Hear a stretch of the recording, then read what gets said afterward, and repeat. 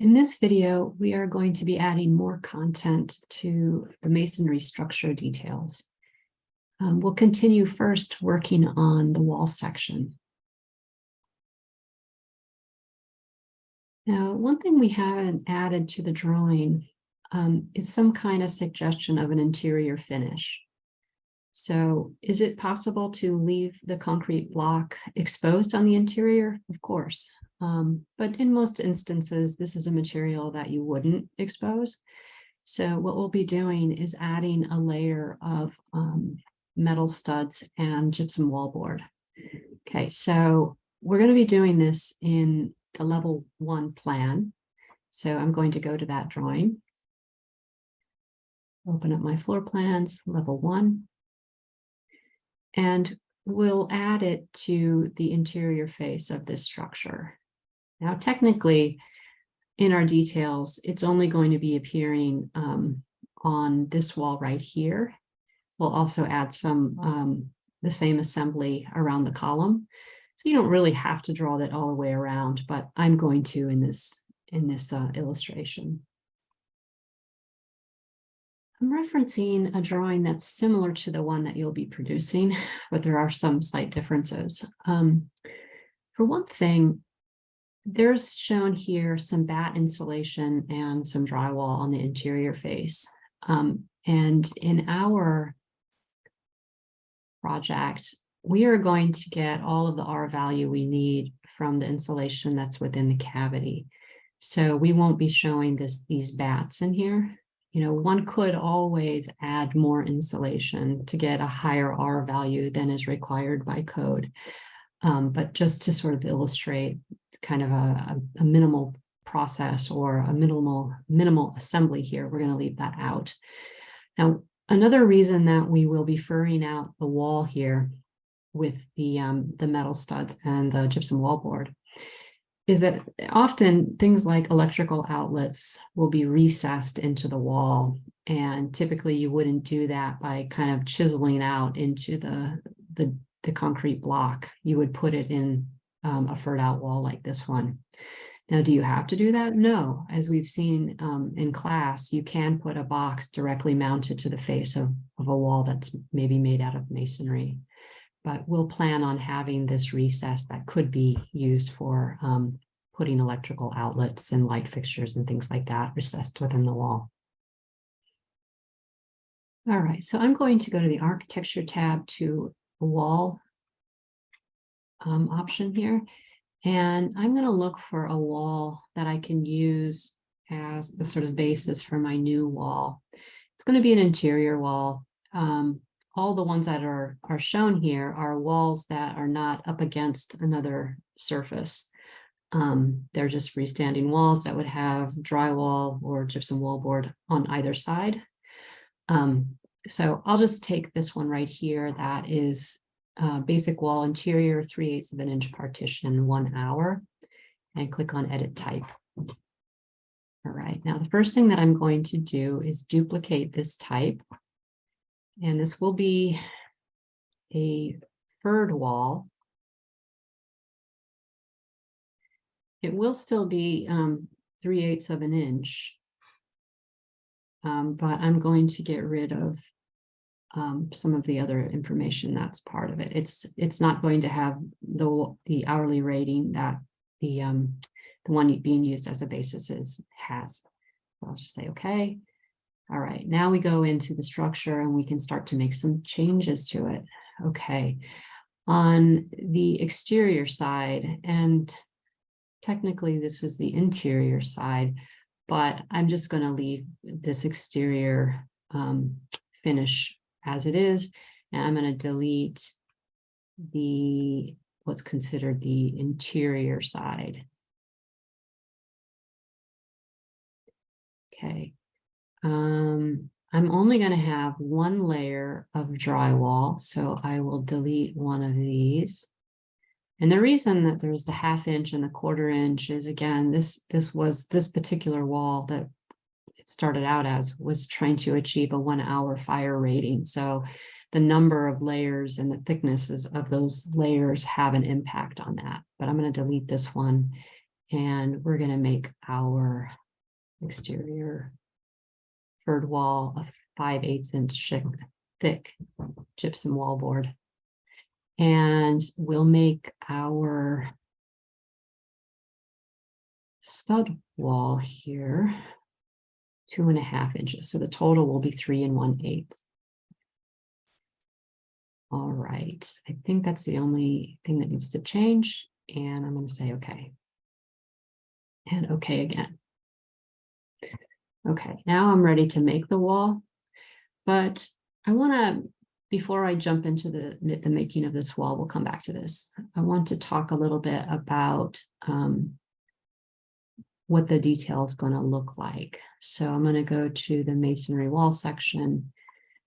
That drywall or gypsum wallboard is going to come up all the way close to the ceiling.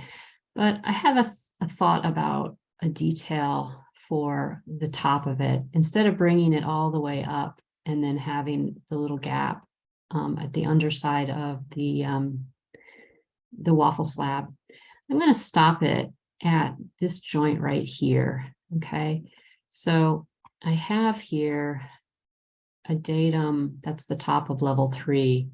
And if I come down 3 or 2 feet and stop that wall right here, I'll have a little spot that I could put a little cove light. So, you know, I'm going to put a light fixture in here that wraps around the whole space. Anyway, there's lots of ways of detailing this. And if you feel like you'd rather detail it some other way, that's okay. All right, so let's go back to level 1 and begin to add that third wall. Okay, so I'm going back to wall. This is the wall type that I just made. And I want to place it at the face of the CMU. So I'm going to go, let me start over. You can see it's centering it. I don't want to center it. Let's go to wall. And instead of wall center line, let's put finish face interior. Okay, and I'll try run. There we go. Okay, so this is the direction that I want to run it. I'm going to go in a counterclockwise direction, and I will go all the way around. And for some reason, it's wanting to pick up on the other side there. So I'm going to have to just make these as individual segments, and then I'll join them. Okay, we'll go all the way around. Keep going back to wall. And I'll use the fillet tool to get them to meet up at those corners. So I'm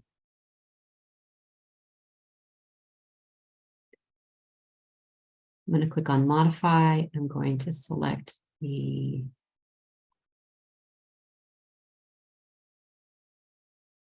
this tool right here, which allows me to trim or extend to corner. And I'll go around to each of these and clean these up. Oops. 1, 2.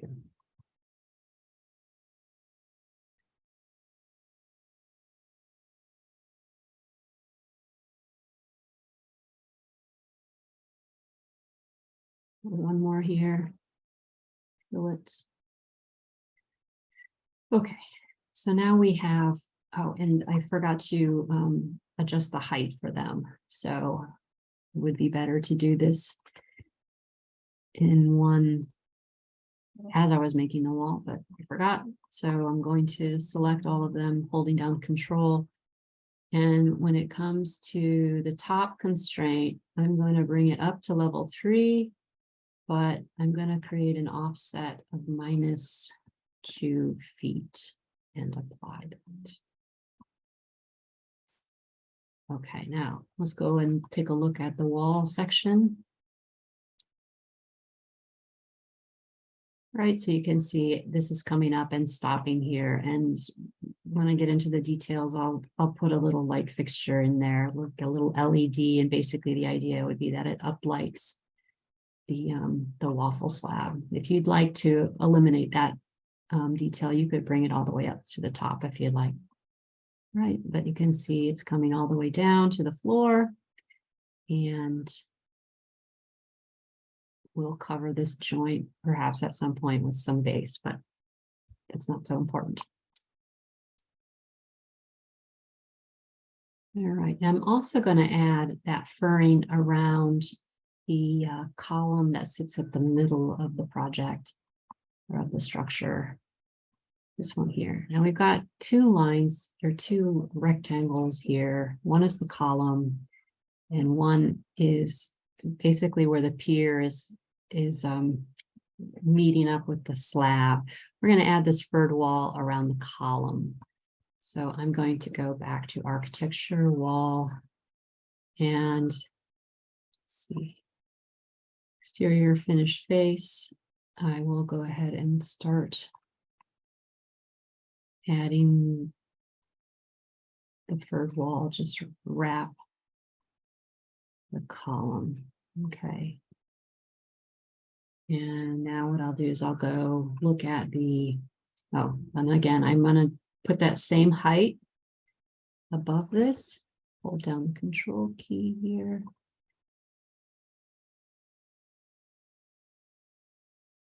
And take a look at the top offset, level 3 minus 2 feet. Okay, and then I'll go back down to the section and I'll look at the section of the column. So you can see now I can no longer see all those blocks because I've got this drywall that's wrapping around the column. Okay, going back to the wall section, we can start to add a little bit more detail. So one thing I'm going to do is I'm going to fill the cores of my concrete block with grout. So I'll do that with the region tool. Okay, so if you go to the annotation tab and you go to the regions here, we're going to create a filled region. And right now, there are a few that are by default in the file, but I need to create another one. I'm going to duplicate the one called concrete, and I'm going to make it grout. Okay. And for this new type here, I'm going to go and select sand as the pattern. Okay, and apply and OK. Right. Now to do this, I'll go to the rectangle tool. Wait, first I want to go to annotate. I'm already in there. Okay. And I'm going to use the rectangle tool to create that area of grout. Okay, you'll see it's filled with some little dot pattern. All right, now one problem is that it is in front of my reinforcing, so I'll have to move the reinforcing towards the front after I go ahead and make the copies. I want to fill all of them all the way up the block wall with the same grout pattern. Okay, so with my grout, I'm going to select it. I'll tab until it, tab, there we go, pick it, and I'll do an array tool or an array process here. And I'll do 40 of them, and my spacing will be 8 inches. Okay, let's go up and take a look. Did they go all the way up? They did cover my my bond beam up there, and I don't want that, so I'm going to remove that. Okay. The next thing I'm going to do is add a line that represents the membrane that's acting as the air and moisture barrier. So I'm going to change this to hidden 16-3. And what I'm going to do is create a detail line here that goes from the top of the CMU to this one right here, and I will move that line over 0.25 inches. And I'll make another detail line from here over 0.25 and then down the face of the flashing. Okay, so that is something that's pulled away a little bit from the surface so that we can point to it in our notes. All right, so as I mentioned, we need to take this line here and bring it towards the front. Click on it and then bring it to the front, and it should come to the surface of all those regions of the grout. Okay, next we will go to the insert tool because we want to bring in some metal framing. So I'm going to type in here metal framing. And let's see what we find. May have to do metals.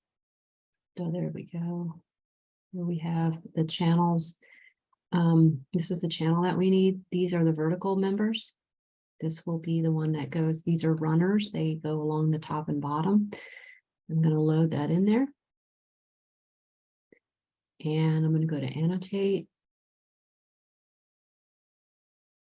And get rid of some of these zoom bars here.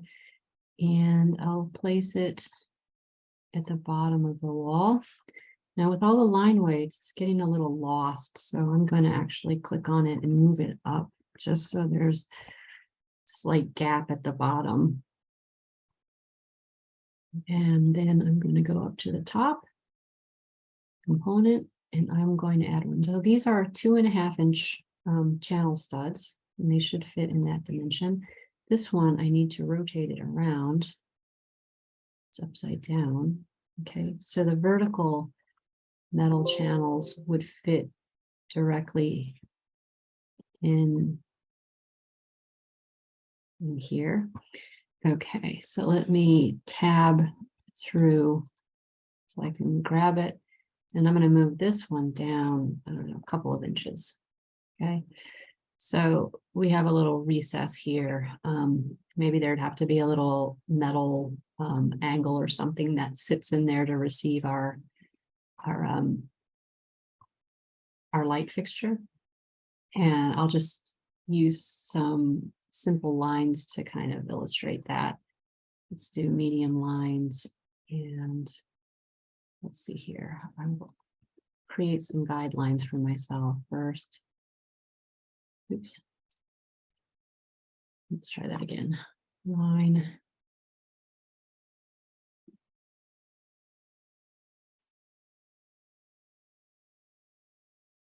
Click on here, move it over just graphically enough that we can sort of see what's going on.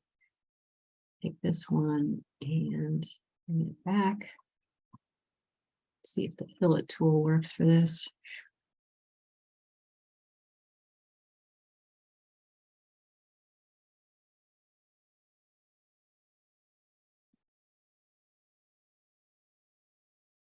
Okay, and I'll make this one 2 inches also. Okay. I'm going to mask this portion right here. So if I go to annotate to the region masking tool, I can put transparent lines around it, invisible lines rather, and I can use the rectangle tool to cover up that line beyond. Check mark. Okay, I'll cover it up and maybe I'll bring it over a little bit so it doesn't screen out that. And what I'm going to do now is to illustrate a little light fixture that might be located in there is go to the detail lines. This should be a pretty small or thin line and create a circle. And I'll just give it a diameter of, let's say, 0.5 inches. And that's going to represent a little light fixture that sits in there. Modify and move it over just a little bit. Try to center it.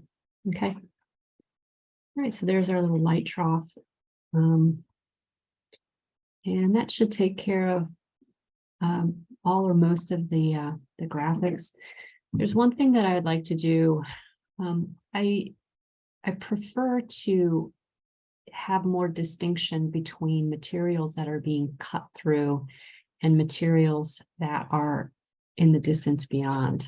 Also, as I look at this, I notice that some of my grout is covering up that beam that's running along the top of the wall. Okay, what I like to do is take this hatch pattern and minimize it so it's not so heavy, because I think it's confusing with the stuff that's being cut in section. So how do we do this? It has to do with the materials. So I'm going to go to the materials tool. This is under manage here. And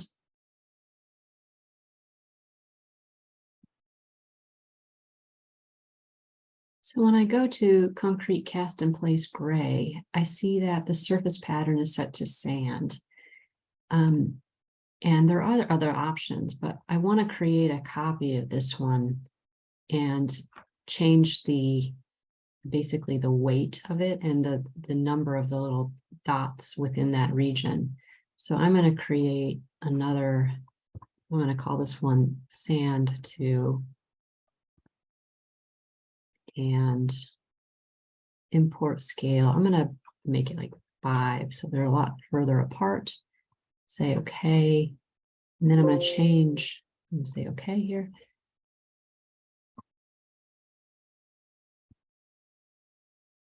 And I'll change the color to be gray. So again, they don't print so heavy. Y and okay. All right, so there will be a slight texture, but nothing like before. And again, I want to make it clear what I'm cutting through and what's kind of elevation surface information.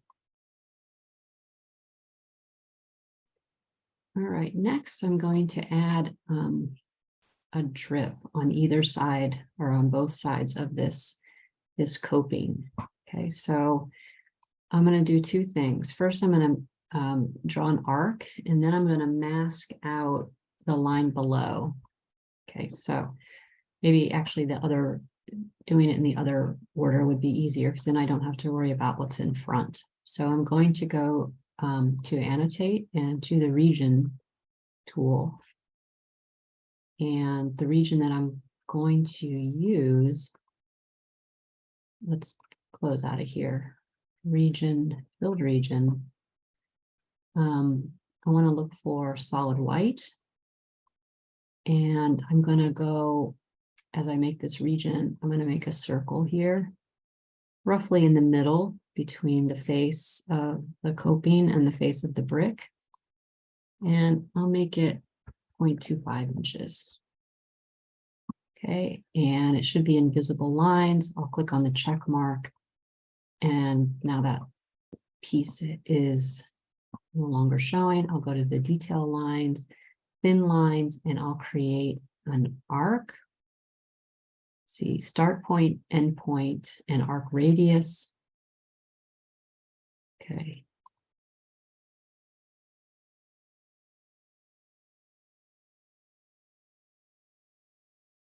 Okay, and you can make a copy of those on the other side. Okay, so those drips will, when water starts to flow down the surface, they're less likely to migrate into the joint with that drip there.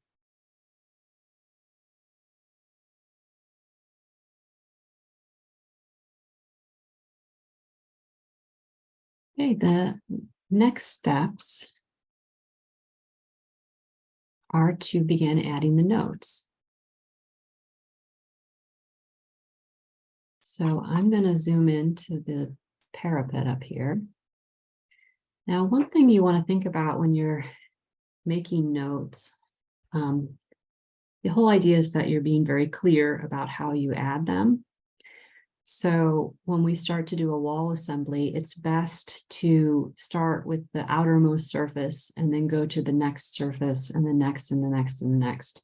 Instead of, okay, do the face brick first and then you do the membrane that's acting as the air and moisture barrier, and then you come back out and you do the insulation. So again, you kind of want to proceed in a sequence just because it makes it a little bit easier.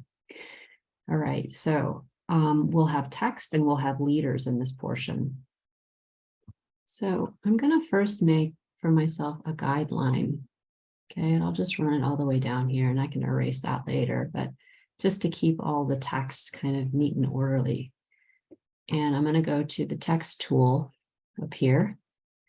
So there are already some default sizes in here. This would be way too big. We're going to use the 3/32, right? And I'll go ahead and click where I'm going to make my first text string. And this is going to be precast. Let's see, what material do I want to make this out of? I'll make it out of concrete.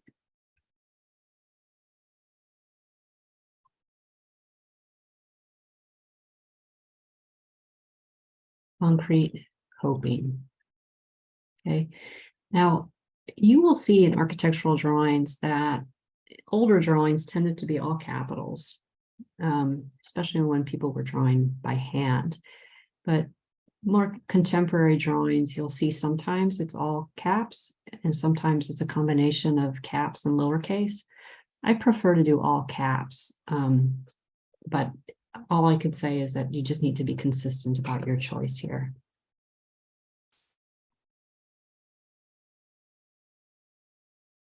Now, after you've added the text, you can click on the text and then add the leader. This is a straight leader.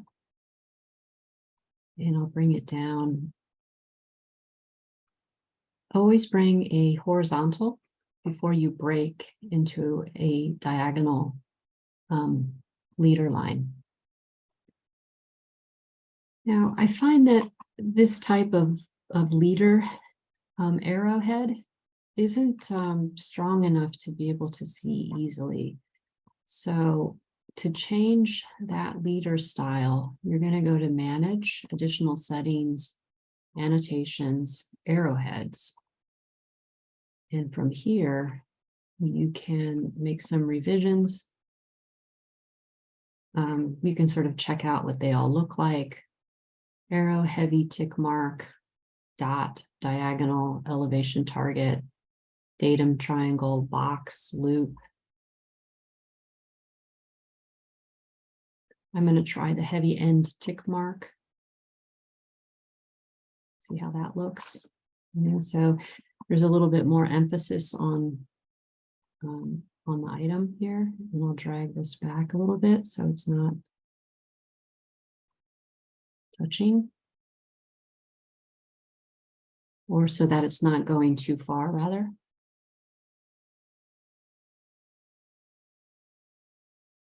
Okay, so you can try other ones too. This one is arrow closed. I feel again like that's not strong enough. If you click on the box to fill in the tick mark, you'll get more of a triangular shaped one.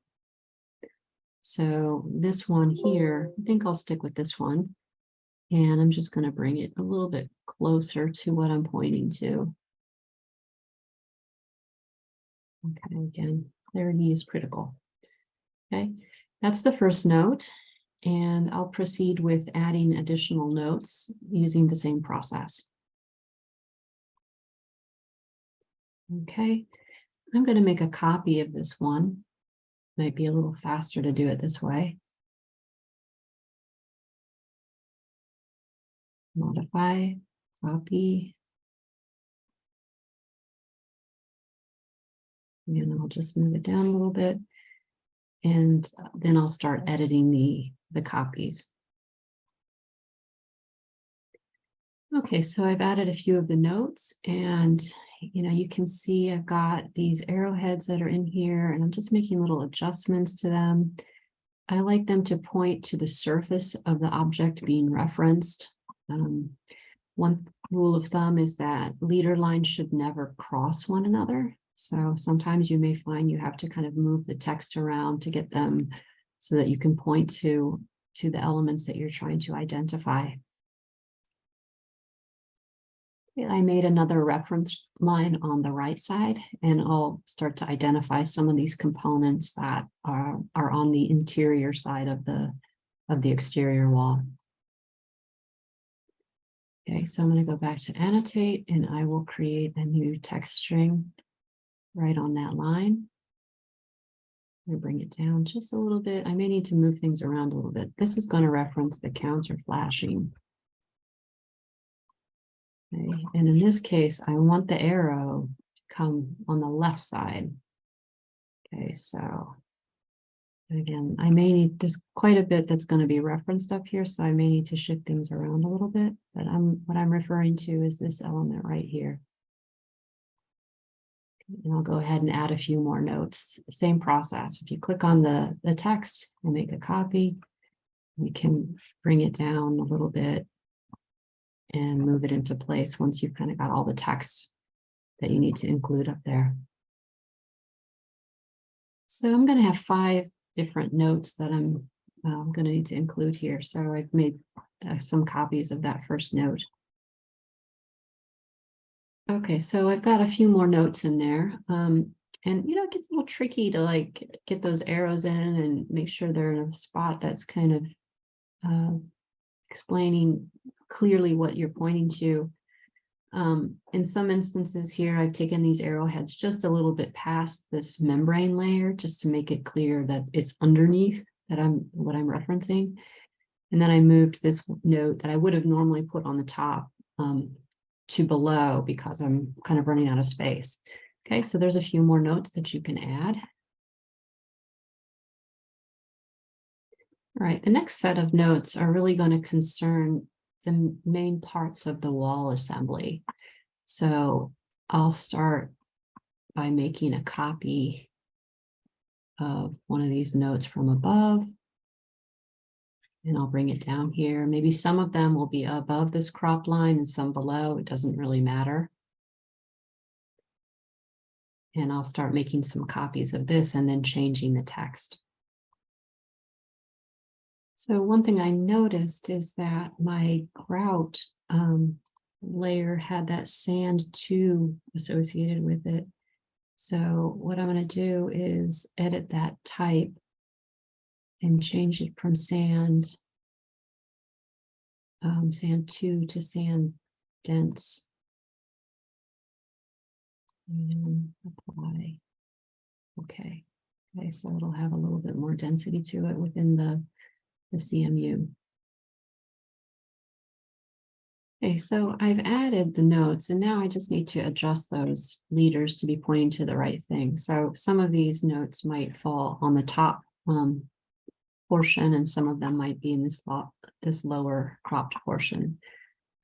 So here we go. We're going to start straightening things out, making sure they point to the correct things. Move them around a little bit. Okay, horizontal ladder ties and CMU with adjustable ties for face brick. Okay, now this here, you'll see this written either at 16 inches on center. That's what the OC is, on center. So 16 inches from here to here is basically what that's talking about. And I just need to adjust this arrow to point to some portion of that ladder tie. Maybe it should get a little bit closer.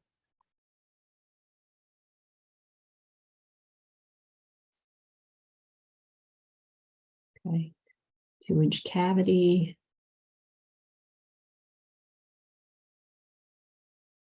Two-inch insulation. It's this component right there to the right. Okay, I'm going to move this one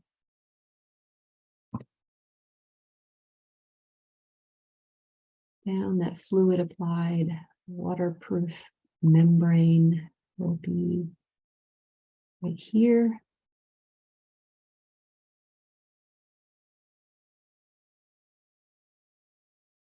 Eight-inch CMU.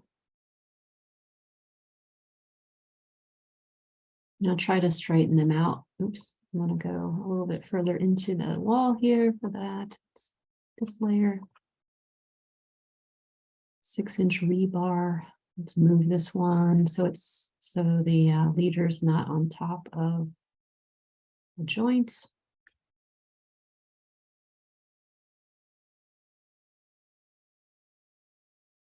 A little bit further in.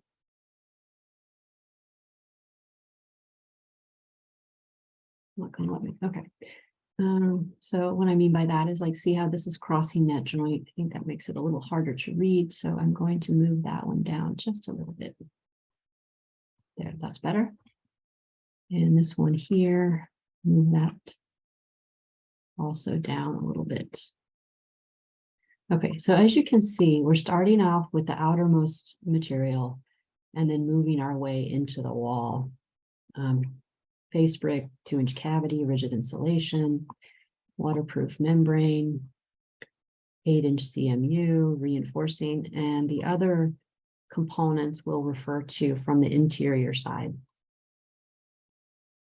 Okay, so here I just have the addition of one note for this light fixture and a note about the interior furred wall that we just added.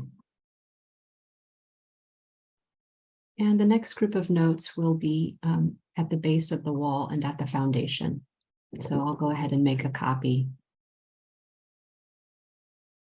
We're at the base of the wall. We will have weep holes like are shown here. So we need to add a dashed line to represent those.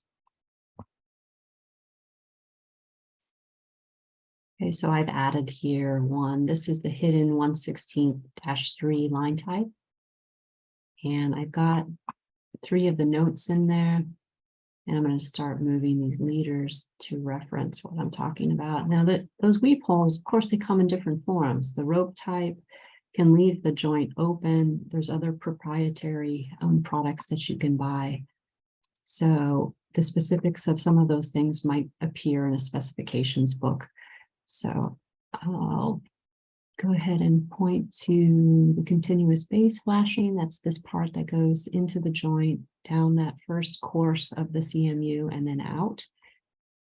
And the last thing in this area is the mortar net, which is right there. Okay, so only those things at the bottom of the wall. And I'm also going to add a line representing a vapor retarder. So just as a reminder, this is an assembly for the slab where you have a concrete slab with welded wire reinforcing and a vapor retarder on the bottom sitting on top of some crushed stone. So I will go ahead and create a detail line using that same hidden 1/16 line type. So it'll look a little bit different than the reinforcing. And I will move that down maybe 1/4 of an inch just to give it a little bit of visual space. Okay, and then I'll proceed with adding some notes. All right, now I have a bunch of notes in here, and I think I'm going to move some of these. I'm going to move this guideline over a little bit so I have a little bit more space, and then adjust these notes. Bring them all over just a little bit so I have enough room to turn the leaders down. These are the 3 notes though that you want at the bottom. Okay, let's try to bring them all in better alignment. Try to align the edge of the text with my guideline there. Okay, vapor retarder. I'm going to point to this element down here. Let's see if it lets me bring this back up. Yep. welded wire reinforcing. It's right here. And I will pull this one. Oops. Pull this one up like so, and then my concrete slab. And if you wanted to, you could run them from the opposite side. So I could pull this over here if there's a little bit more space on that side.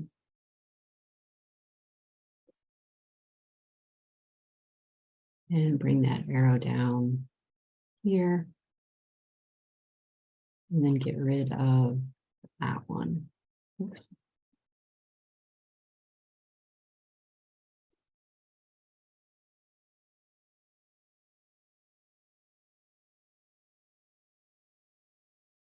So to get rid of extra leaders, you can just select them and choose this negative symbol here, and let's re-add the one that's going to be on the right side. There we go. Okay, so 3 notes for that part of the drawing, and you could bring these over too if you think that those look a little better with some more space. Same thing with this one, they're a little crowded in there. Up here, it could definitely benefit, but we may not have enough room to really get all of the text. I will go ahead and make that revision as well. So I've gone ahead and made that adjustment, and I'll continue working with the remaining annotations that appear at the foundation. Okay, so I've added a few more notes. Foundation wall, vertical steel reinforcing the key, perforated drainage pipes rounded by coarse gravel, concrete footing and compacted fill. I also added some crushed gravel, same thing as this coarse gravel that would be directly below the concrete slab. Okay, and I've added all of the leaders. Now I'm going to check and see how well these notes read on top of the earth tone. I'll make a PDF and just double check and make adjustments to that pattern if it's too dark. So this is my test of the text for that lower part, and it looks like it's the hatch pattern for the earth tone is too heavy. So I'm going to look for a way of lightening the graphics so that the text stands out a little bit more. So I went to the materials panel on the Manage tab, and I've gone to the earth material. And if you click on that earth pattern and then edit it, the import scale at 1 is okay. But what I'm going to do, I'm going to click OK. What I want to do is change the color to this light gray and say OK, and apply and OK. And when I go to the PDF, it's a lot lighter, so it's a little easier to see the text. And I think I may change a few other things just to lighten them up a little bit on some of the other materials. So under the concrete material, if you go to the graphics, you can double click on the concrete and edit that in the same way to see what some of the settings are. We'll leave it at the same import scale, but I will come down here like I did with the last one and change that color. This time we'll just try the dark gray and say okay. So some of these that are regions can be adjusted when you click on one of them and edit the type, and you can change it. So most of them I'll be changing to this gray tone. Apply and okay. The grout is another one that would look better, a little bit lighter. So you can change that to the gray, apply and okay. Some of them will have to be done through the materials, but if they were created just as regions, this is the crosshatch small, same thing. Okay, for things like the rigid insulation, which is part of this wall assembly, when I go to materials and rigid insulation, you can change the pattern here. Oops, maybe it's down here. So I'm going to go change that to color that dark gray. And I'll run another test print to see how that goes.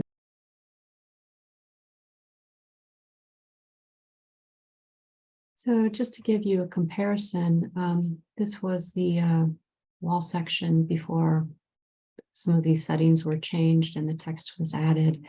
And this is how it looks right now.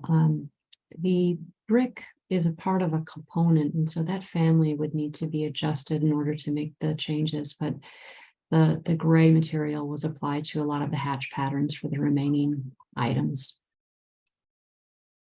Okay, to wrap up this wall section detail, I'm just going to delete these guidelines that I had used to keep my text in alignment. And that wall section is in pretty good shape.